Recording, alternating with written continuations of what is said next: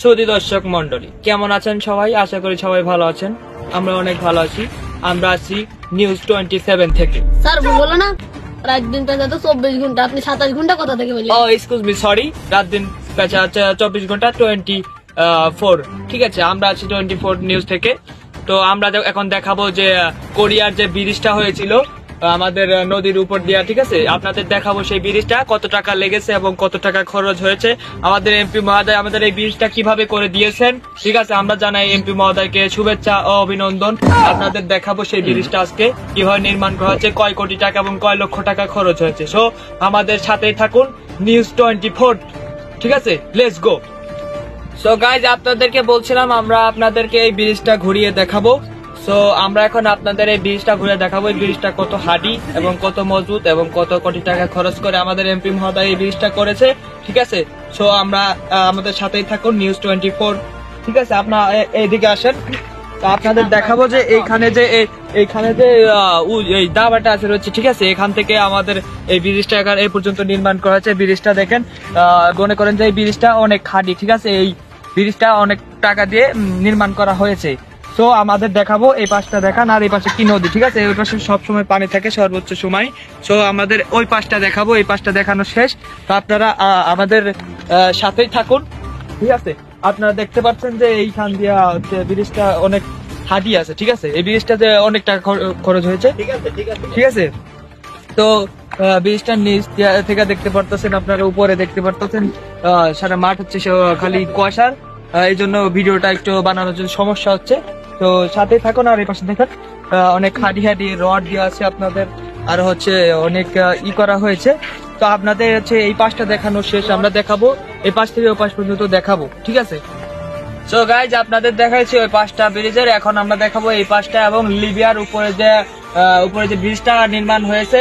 তো এটাই হচ্ছে সেই নদী, আর এটা হচ্ছে সেই ব্রিজ, লিবিয়ার উপরে যে ব্রিজটা তৈরি হয়েছে। তো ওই পাশটা আমাদের দেখানো শেষ, আপনাদের এখন দেখাবো এই পাশটা এবং পুরো ব্রিজ, ঠিক আছে। তো ক্যামেরাম্যান সবাইকে এই পাশটার এবং বডি দেখান এবং ব্রিজের কি নির্মাণ করা হয়েছে, কত টাকা খরচ হয়েছে, ঠিক আছে, এটা ভালো করে দেখান।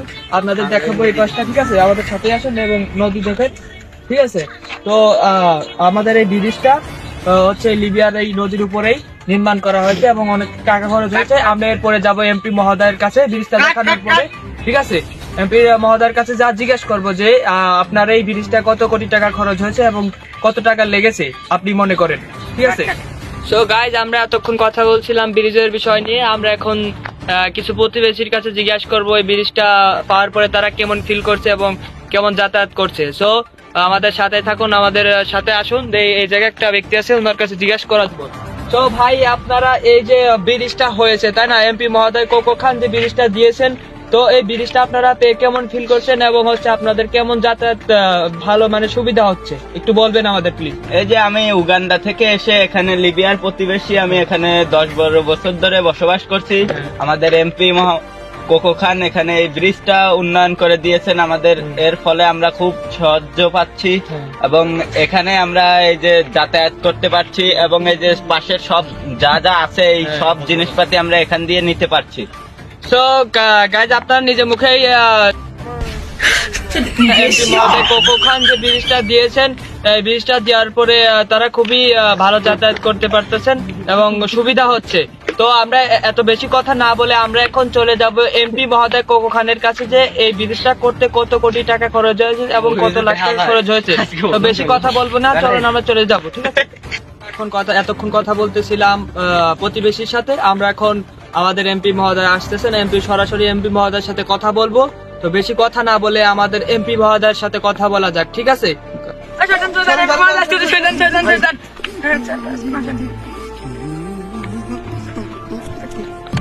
সো গাইজ, আমাদের এমপি মহোদয় চলে আসছেন, আমরা এখন এমপি মহোদয়ের সাথে কথা বলবো। স্যার, এখন আমাদের তো এমপি মহোদয় আসছে, তাই মাউথপিস আর একটা ব্যবহার করি আমরা। ও, তুমি তো, তোমার বুদ্ধি ভালো আছে। যাই হোক গাইজ, আমার অ্যাসিস্ট্যান্ট খুবই ভালো বুদ্ধিমান, ঠিক আছে। উনি বললেন আমাদের এমপি মহোদয় আসছেন, এমপি মহোদয়ের সাথে দূরে মাউথপিস দিয়ে কথা বলতে হবে। সো আমরা সরাসরি চলে আসবো এমপি মহোদয়ের কাছে। তো স্যার, কেমন আছেন আপনি? ভালো আছে। তো আপনার দিনকাল কেমন যাচ্ছে? আর হচ্ছে আপনার কাছে আমরা কিছু নিতে আসলাম আর কি। এই ব্রিজের ব্যাপারে। দেখুন বেশি প্রশ্ন করবেন না, আমারকে আরেক উপজেলা কাজ আছে, মিটিং এ যেতে হবে। না ভাই, বুঝতে পারছি। অনেক বিজি মানুষ। আচ্ছা, ঠিক আছে, আমি অনেক কাজ থাকে, স্যার অনেক বিজি মানুষ, ঠিক আছে। তবুও আমি স্যারের সাথে বেশি কথা বলবো না, স্যারের সাথে শুধু এই ব্রিজটার ব্যাপারে, নির্মাণ করার ব্যাপারে জিজ্ঞেস করবো কত টাকা লেগেছে। কিন্তু 3:30-এর ভিতর সংসদে যাইতে হবে, আপনারা একটু আগে আগে। আচ্ছা ঠিক আছে ভাই, বুঝতে পারছি। আমি স্যারের সাথে কিছু কথা বলবো, যে কথাগুলো হচ্ছে ইম্পর্টেন্ট কথা, না বললে না। আমাদের নিউজ 24 থেকে আসছে, আমরা অনেক লোক দেখতে পারছে ভিডিওটা, ঠিক আছে। তো স্যার আচ্ছা ঠিক আছে, আমার সাথে একটু কথা। তো স্যার আপনার কাছে শুধু আমি এটাই জিজ্ঞেস করবো যে এই ব্রিজটা করতে আপনার কত টাকা। আচ্ছা ভাই, আমি কিছু কথা বলবো। স্যার বলতেছি যে আপনার এই ব্রিজটা নির্মাণ করতে কত টাকা খরচ হয়েছে, একটু আমাদের বলবেন প্লিজ। দেখুন এই ব্রিজটা আমি আগে থেকে বাজেটে রাখছিলাম, এই ব্রিজটা আমাকে উপর থেকে 1 কোটি টাকা দিতে বলছিল, চাইছিল। সেই জন্য আমি এখান থেকে 50 লাখ টাকা খাটিয়ে আমার অন্য ব্যবসার কাজে লাগাইছি। আর এখানে যার 50 লাখ টাকা ছিল, সেখান থেকে 10 লাখ টাকাতে এই ব্রিজটা সম্পূর্ণ করেছি। এটা সো গাইজ, আপনারা শুনতে পাচ্ছেন যে আমাদের এমপি মহোদয় কোকো খান আমাদের বললেন যে এই ব্রিজটা নির্মাণ করতে কত টাকা লেগেছে এবং কত টাকা খরচ হয়েছে। তো আমরা আর একটা জিনিস জিজ্ঞাসা করবো যে আপনার এই ব্রিজটা দেওয়ার জন্য, এই দেওয়ার পিছনে কি রয়েছে।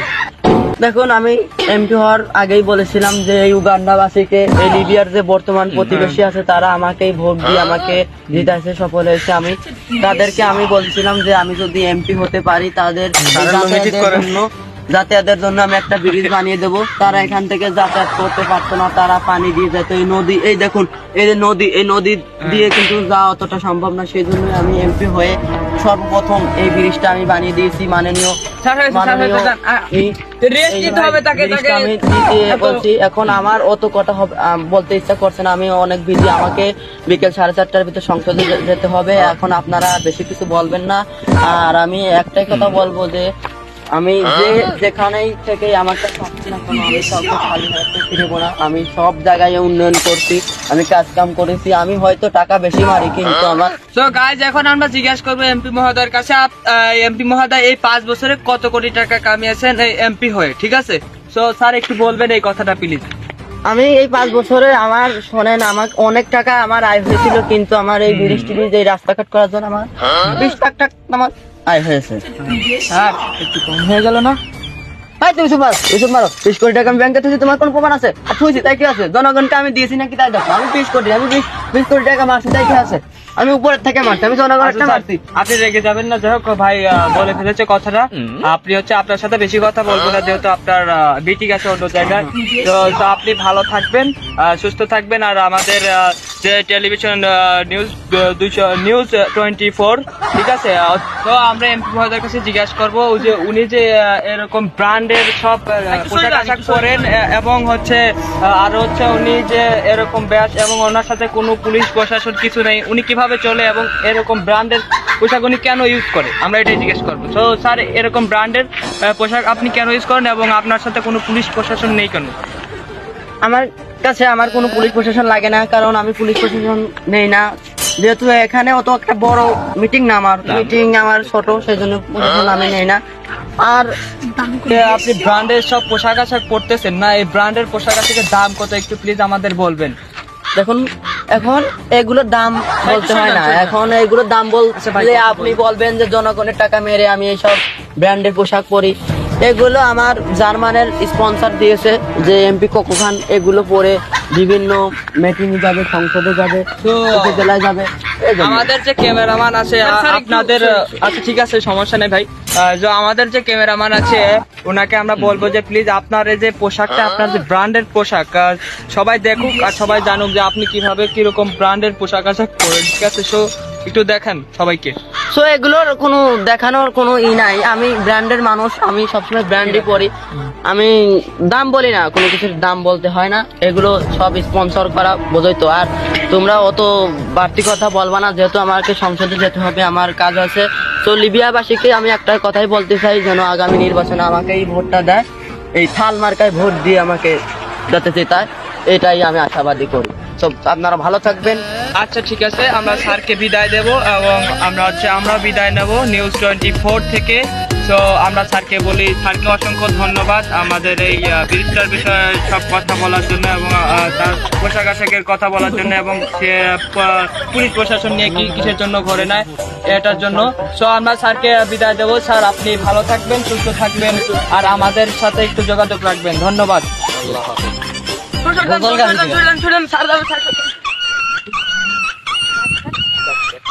তো গাইজ আমরা এতক্ষণ ছিলাম নিউজ 24, অনেক কথা বলছি এবং আপনারা আমাদের সাথেই ছিলেন, লাইভ প্রুফ চলছিল। তো সবাই ভালো থাকবেন আর সবাই নিউজ 24 এর সাথেই থাকবেন। তো খোদা হাফেজ।